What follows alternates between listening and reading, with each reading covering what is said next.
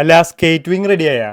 Ready ആവാൻ പോണുള്ളൂ. പക്ഷേ നന്നായിട്ട് മാരിനേഷനൊക്കെ ചെയ്ത് അടിപൊളിയായിട്ട് പിടിച്ചിരിക്കുന്നുണ്ട്. എന്താണ് ഈ സ്കേറ്റ് വിങ് എന്നല്ലേ? സ്കേറ്റ് വിങ് എന്നും പറയും, സ്റ്റിംഗ് റേ എന്ന് പറയും, നമ്മുടെ നാട്ടിൽ തെരണ്ടി എന്ന് പറയും. തെരണ്ടിയുടെ വിങ് ആണെന്നാണ് പറയുന്നത് അവർ. അതെ ഇതുപോലെ ഇരിക്കും. നമ്മൾ 2 പീസ് വാങ്ങിയിട്ടുണ്ട്, മോറിസിനിൽ നിന്നാണ് വാങ്ങിയത്.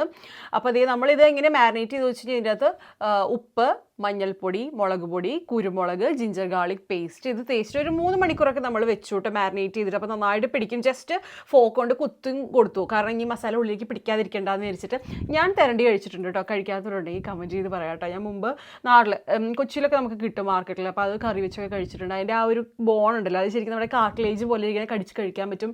മുള്ള അങ്ങനെ ഇല്ല കേട്ടോ. മുള്ളിന് പകരമാണ് ഈ കാട്ട്ലേജ് പോലെ നമ്മുടെ ചെവിയിലൊക്കെ ഉള്ളൊരു ബോണില്ലേ, ഇങ്ങനെ കറിഞ്ഞഴിക്കണ പോലത്തെ, അതാണ് ഇതിൻ്റെ ബോൺ വരുന്നത്. അപ്പോൾ ഇത് നന്നായിട്ട് മാരിനേറ്റ് ചെയ്ത് വെച്ചിട്ടുണ്ട്. നമ്മളിത് ഇങ്ങനെ വറുക്കാൻ പോകുന്നതെന്നല്ലേ, ഇനി നമ്മൾ ബട്ടറിലാണ് വറുക്കാൻ പോകുന്നത്. ഞാൻ സോട്ടൽ ബട്ടറാണ് യൂസ് ചെയ്യുന്നത്. അപ്പോൾ ഞാൻ ബട്ടർ ഇട്ട് വെച്ചിട്ടുണ്ട്, ചൂടായിട്ടുണ്ട്. അപ്പോൾ ഇട്ട് കൊടുക്കാം. ഇനി നമുക്ക്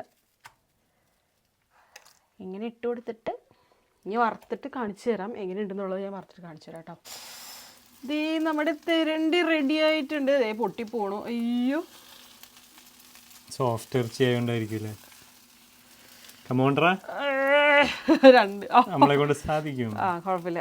ഇതുണ്ടോ അങ്ങനെ ബിസ്ക്കറ്റ് പോലെ ഇങ്ങനെ പീസായിട്ട് പൊട്ടിപ്പോരും കേട്ടോ. സോഫ്റ്റ് ആയതുകൊണ്ടല്ലേ. ഒരു പീസോടെ കിടക്കട്ടെ തൽക്കാലം. അത്ര ഭംഗിയിലൊന്നും വന്നില്ല. ഓൾറെഡി മറക്കുമ്പോൾ പൊട്ടി വലിയ പീസ്. ഇത് കണ്ടോ, ഇങ്ങനെ ഒരു പീസുകളായിട്ടാണ് വരുന്നത് കേട്ടോ. അത് കണ്ടോ, ഇതിൻ്റെ ഉള്ളിൽ ലെയർ നോക്ക്. വാവ്, ഇതാണ് ഞാൻ പറഞ്ഞ കാട്ട്ലേജ് ബോൺ. കണ്ടോ, കഴിച്ചിട്ടുള്ളവർക്ക് അറിയായിരിക്കും.